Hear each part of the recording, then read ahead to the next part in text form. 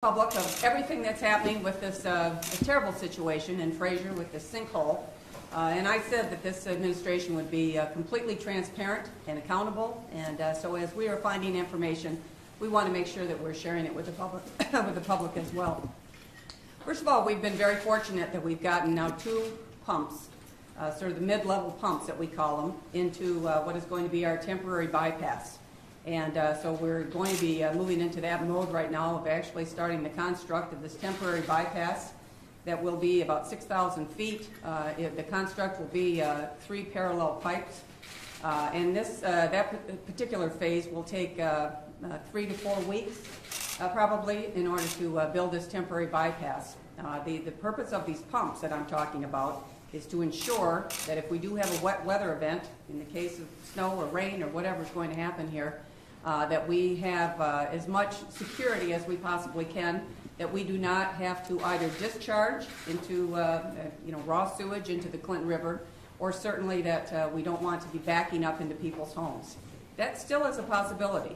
That still is a possibility, and I will say this, hats off to all the residents of Macomb County who have stepped up to the plate here and have really assisted us in restricting their water usage, and we are going to ask them if they can just help out here for several more weeks. It is so appreciated because we don't want to obviously discharge into the Clinton River.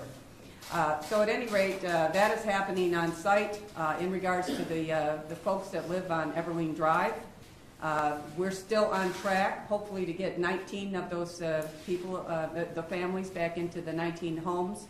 January 9th is our target date. Hopefully that will stay that way. We're building, of course, a temporary road for them. The gas service is back on. The water, we've tested the water once. We're doing another test as we speak. We think there's no problem with the water. We just want to ensure that. So everything seems to be tracking toward that date. Of course, there are 3 homes. Those poor families, unfortunately, are never going to go home. Those houses have been condemned, and you've all seen the pictures of them. And our hearts, we continue to express our deepest sympathies to those families. The county emergency management is going to be having a meeting with some of those families coming, and I will let the county exec talk to that issue in a moment.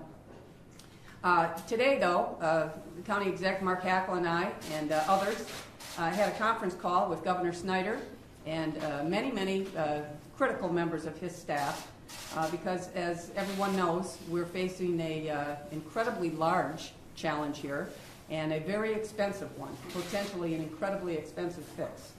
And quite frankly, we're looking for help. We are looking for help.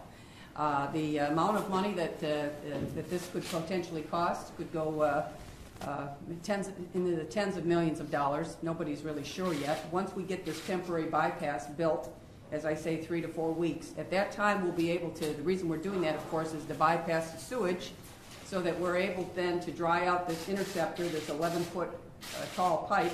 Then you can get into the sewer, and you'll be able to assess 2 things. First of all, we'll be able to see the scope of the size of the sinkhole, which now generally is about 300 feet, size of a football field, I guess you could say, going in both directions. But we don't really know the entire scope of that. There is work underway to stabilize the soil so that the size of the sinkhole does not continue to migrate, and what they do with that, the construct of that, is they actually are sort of sinking pillars of grout, if you will, and that stabilizes the soil conditions so the sinkhole would not continue to migrate, and that is a very important thing as well. But at any rate, once we get this bypass in, we'll be able to see the scope of the hole, the sinkhole, what's under the ground, what the soil conditions are, and then we can televise the interior of the pipe, and we'll be able to probably, hopefully, walk the pipe, so you can really get a close look at what is happening with the pipe. But at any rate, we had a conference call, as I say, with Governor Snyder, and both county exec, Mark Hackle, and I have asked for his assistance, and he has an entire team that he's put together that is looking at every possibility. And some of that will be to be announced yet. We just had the conference call earlier today, a couple hours ago, but there may be a potential of an emergency declaration to be announced. We're not announcing that yet today. We're looking at that. There's a lot of criteria that goes into that. We need to see if there are other possible sources of funding that could help us. For instance, there may be some, I'm saying this as a possibility, and we are exploring every avenue, literally. There's a possibility of some federal highway assistance, perhaps, for the road construction itself, with the 15-mile road. There's some possibility of some other types of grants, loans, the state revolving fund, and we're looking into all of that. And we'll see where we go with that. But again, the cost of this is very, very expensive. But I do want to say the governor is, I like to think that I'm a hands-on person. I know County Executive Hackle is, and Governor Snyder is as well.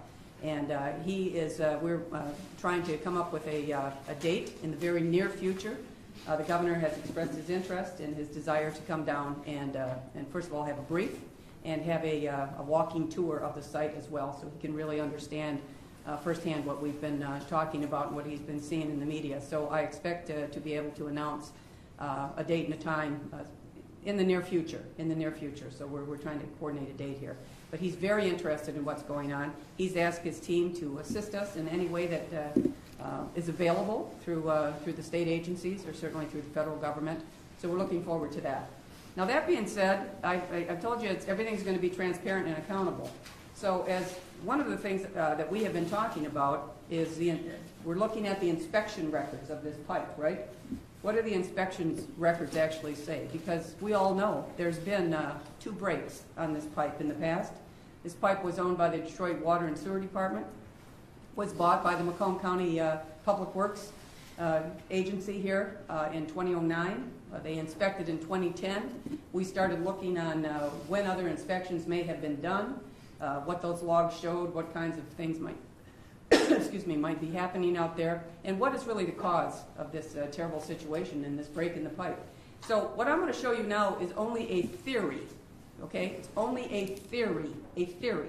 However, it seems to be so coincidental that I wanted to share it with the public because we might have found actually what has caused this break. And so here's my pointer, and so what you see here, and this is the only copy I have of this so far. We'll get you copies of it. But what you see here, in this section right here, in 1978, this was the failure, when this thing failed in 1978. And then what happened is there was a contractor that was trying to hook into this pipe for Fraser. They were trying to hook Fraser on there. And when they were investigating this, what they ended up doing, actually, as they were investigating how they might do this here, they bored 11 holes into this sewer pipe, right in this area here.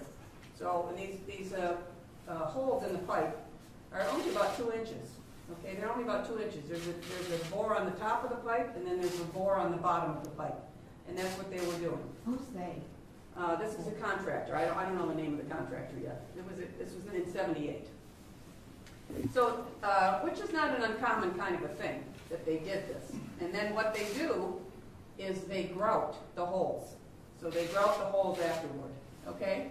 But now in addition to these 11 borings, they did 2 other borings. 2 other 2-inch borings in this pipe. One was right here, and guess what this red box is? The 2004 failure. Right there.